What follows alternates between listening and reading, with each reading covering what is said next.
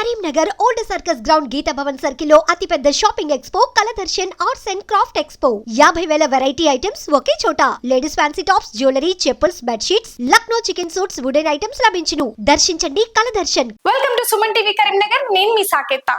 ఈ రోజు Karimnagar municipal corporation ఎన్నికల బల్దియాలో యుద్ధం మొదలైందనే చెప్పుకోవచ్చు. రోజు రోజుకి ఈ రసవత్తర ఘటన నెలకొంటుందనే చెప్పుకోవచ్చు.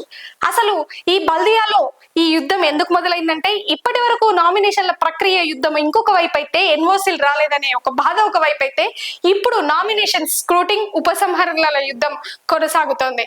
రోజు రోజుకి పరిస్థితులు మార్పు కనిపిస్తూనే ఉంది.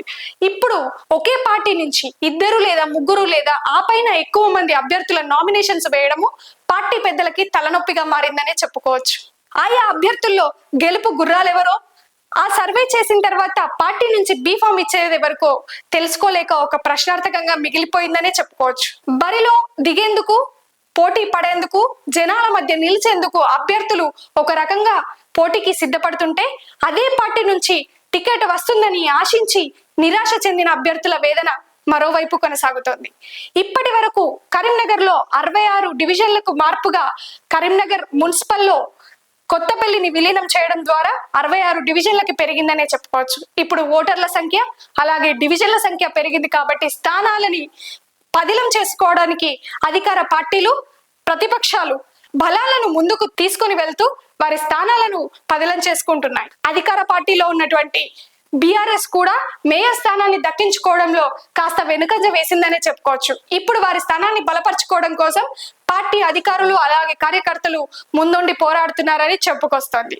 అంతేకాకుండా రాష్ట్రంలో ఇప్పుడు అధికారంలో ఉన్నటువంటి కాంగ్రెస్ పార్టీ కూడా మా స్థానాలను మేము పదిలం చేసుకుంటూనే మేయర్ స్థానాన్ని దక్కించుకోవాలన్న ఒక ఉద్దేశంతో కాంగ్రెస్ కార్యకర్తలు కూడా, కాంగ్రెస్ అధికారులు, నామినేషన్ అభ్యర్థులు, పార్టీ పెద్దలు కూడా పనిలో నిమగ్నమైపోయారు. ఈ మేయర్ స్థానంలో ఈ 2 పార్టీలోనే కాదు, దేశంలో అధికారంలో ఉన్నటువంటి బీజేపీ కూడా ఇప్పుడు తన స్థానాన్ని పదిలం చేసుకుంటూనే మేయర్ స్థానాన్ని దక్కించుకోవాలని పోటీ పడుతోంది.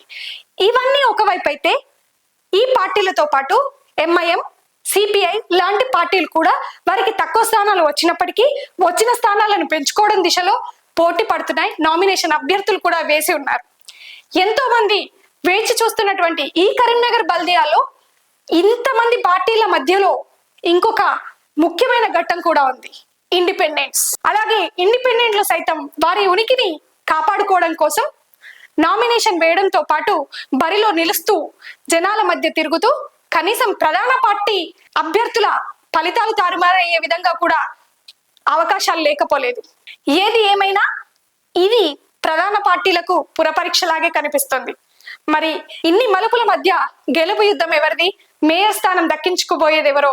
Stay tune. Suman TV Karimnagar.